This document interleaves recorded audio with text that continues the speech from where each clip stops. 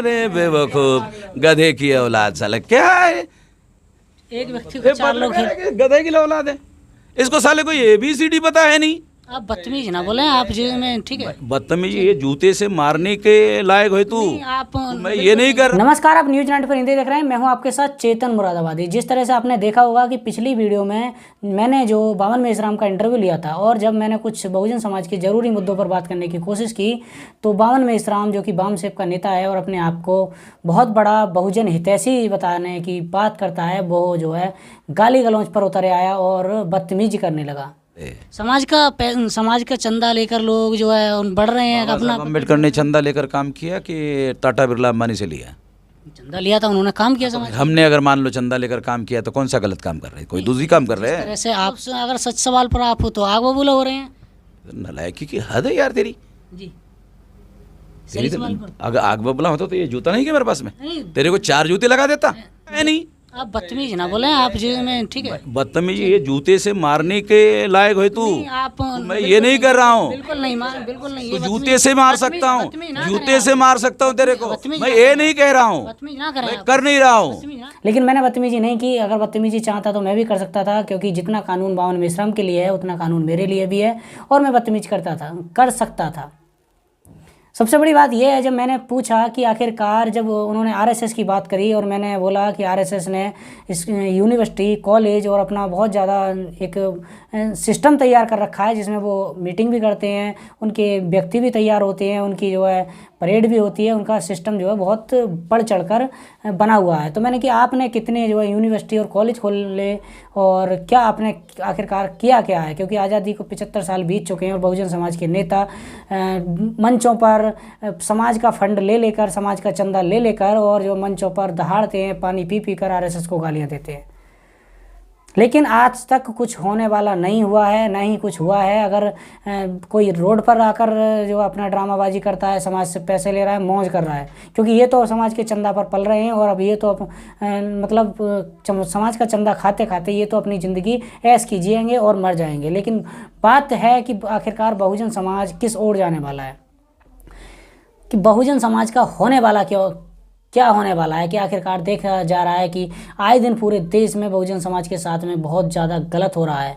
संविधान के साथ बहुत ज़्यादा छेड़खानी हो रही है, आए दिन संविधान में बदलाव किया जा रहा है, लेकिन इन नेताओं को कोई EVM भंडाफोड़ यात्रा चला रहा है, कोई बहुजन समाज तोड़ यात्रा चला रहा है, कोई अपने अपने ड्रामाबाजी से बहुजन समाज को ठगने का काम कर रहे हैं और मजदूर बेसहारा लोगों से जो फंड खा खा कर अपनी मौज कर रहे हैं। आखिरकार जब मैंने सवाल किया था बावन मेश्राम से तो बावन मेश्राम ये भी बोल सकता था कि जो है सवाल का जवाब दिया जा सकता था, लेकिन बदतमीजी नहीं करनी चाहिए थी, क्योंकि ये कड़वा सच है, यही कड़वा सच है। क्योंकि हमारे समाज के लोग हैं बेवकूफ़ बन जाते हैं और कोई किसी तरीक़ा से ठग रहा है, कोई किसी तरह अपनी जो है राजनीति रोटियां सेक रहे हैं, कोई अपना पेट पालन कर रहा है। बहुजन समाज से हकीकत में किसी को मतलब नहीं है। बाबा साहब और काशीराम साहब का नाम ले लेकर इस समाज को ठगने का काम हो रहा है और इस समाज को गुलाम बनाने की बात की जा रही है। क्योंकि ये लोग जो कहते हैं कि 85% जो 85% की बात करते हैं, अपने आप को 85% 90% बताते हैं, 3.5% ब्राह्मण को बताते हैं कि ब्राह्मण राज कर रहा है। अरे तुमसे किसने मना कर दिया है? आप करो तो एकता तो बनाओ। तुम पे अपना समाज तुम्हारे मतलब तुमसे नहीं जुड़ पा रहा है, तुम क्या कर पाओगे? 3.5% जो ब्राह्मण है वो पूरे देश पर राज कर रहा है, जुडिशरी पर राज कर रहा है, वो सुप्रीम कोर्ट में है, वो हाई कोर्ट में है, वो बड़े बड़े वकील हैं, वो चुनाव आयुक्त में हैं, वो प्रधानमंत्री हैं, वो RSS में हैं, वो हर जगह पूरे देश के कोने कोने में। आप कहाँ हैं?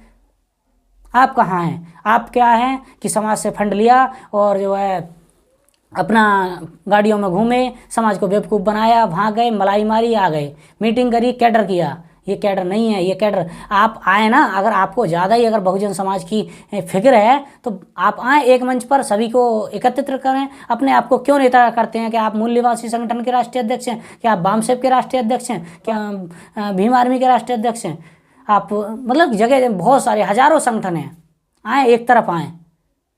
राष्ट्रीय अध्यक्ष बनने की इतनी बड़ी होड़ लगी पड़ी है, बहुजन समाज से कोई मतलब नहीं है। वामसेप ने निकाल दिया, वामसेप के राष्ट्रीय अध्यक्ष ने कहे तो आप कि बहुजन क्रांति मोर्चा के राष्ट्रीय अध्यक्ष हैं, कि ये वाले मोर्चा के राष्ट्रीय अध्यक्ष हैं, कि वो वाले मोर्चा के राष्ट्रीय अध्यक्ष हैं। अरे राष्ट्रीय अध्यक्ष बनने के लिए या समाज का पैसा लूटने के लिए बने हो आप? अगर समाज का काम कर रहे हैं, बाबा साहब का नाम, मैंने जब ये बोला कि आप बाबा साहब का, आप लोग और बहुजन समाज के लोग बाबा साहब का नाम लेकर ही क्यों जो है राजनीति कर रहे हो, तो कि गोलवरकर का नाम लें? अरे गोलवरकर का नाम लेकर आपकी राजनीति नहीं चलने वाली, आप राजनीति कर रहे हो, आप लोग समाज को ठगने का काम कर रहे हो। आप आइए एक मंच पर ऐलान करिए, अगर सच्चे हितैषी हो बहुजन समाज के और बहुजन समाज के लिए अगर कुछ करना चाहते हो तो एक मंच पर आइए ना, बनाइए एक बार प्रधानमंत्री। तुम्हारे बस की बात नहीं है, तुमने एक बार भी प्रधानमंत्री, कि आरएसएस के बस की बात वो नहीं है, आरएसएस के बस की, अरे आरएसएस के बस की बात सब कुछ है, आरएसएस कर भी रहा है, आपके सर पर जूते मार रहा है, आपके लोगों को जूते मार रहा है, आपकी एफआईआर दर्ज नहीं होती हैं, आपको जो है आपकी शिक्षा पर जो कब्जा कर लिया गया है, आपका जो है स्कॉलरशिप, क्या बताएं, मतलब हर तरीक़ा से आपको एक गुलाम भिखारी बना दिया गया है, वही आरएसएस के द्वारा 5 किलो राशन के द्वारा आप निर्भर छोड़ दिया, आपके लोगों को माइंड को डाइवर्ट कर लिया गया है। आप 85 की बात करते हैं, आपके मीटिंगों में 85 लोग इकट्ठे नहीं हो पाते हैं। अब मैंने आरएसएस की बात की तो कि हमने 4,500 लोगों, वो 4.5 लाख लोगों को ले जाकर आरएसएस के हेडक्वार्टर पे मतलब गए थे और वो ताला लगा कर भाग गए। अरे देश से थोड़ी ना भाग गए, तुम्हारे ऊपर जूता मारने के लिए तो तैयार है ना, लगातार समय समय पर जूता मार रहे हैं ना। कहीं इंद्र मेघवाल की मृत्यु हो रही है, कहीं किसी के साथ दुर्घटना हो रही है, कहीं जो है किसी के साथ दुर्घटना हो रही है ना, लगातार समाज के ऊपर जूता पड़ रहा है ना। तो कहाँ, देश से थोड़ी नहीं भाग गए। अगर तुम 4.5 लाख लोग भेड़ बकरियों की तरह अगर पहुँच भी गए, अगर वो भाग भी गए तो क्या उखाड़ लिया तुमने? प्रधानमंत्री तो ना बना लिया ना, देश पर राज तो नहीं कर रहे हो ना, चमचे हो ना, चमचे ही रहोगे ना। मैं तो बार बार कह रहा हूँ, आप लोग मैं भी बहुजन समाज का हूँ, मेरे से आप ड्रामा कितना ही कर ले, मैं भी बहुजन समाज का हूँ, मैं भी तो कर रहा हूँ ना काम, थोड़ा कर रहा हूँ ना, कर तो ईमानदारी से रहा हूँ। अरे आप भी चंदा लेकर काम करें तो सही। राष्ट्रीय अध्यक्ष के पद पर क्यों लगे पड़े हैं आप? कि बोले ना, एक किसी को भी हमें मतलब नहीं है कि कौन प्रधानमंत्री बने, अरे बसपा पार्टी है उसको बोल दें कि हम भाई बहन जी के लिए प्रधानमंत्री की घोषणा करें। सभी संगठन, सभी पार्टियाँ, जितनी बहुजन समाज की पार्टियाँ जितनी भी हैं, करें। आप एक बार अपना प्रधानमंत्री तो बनाकर देखें ना।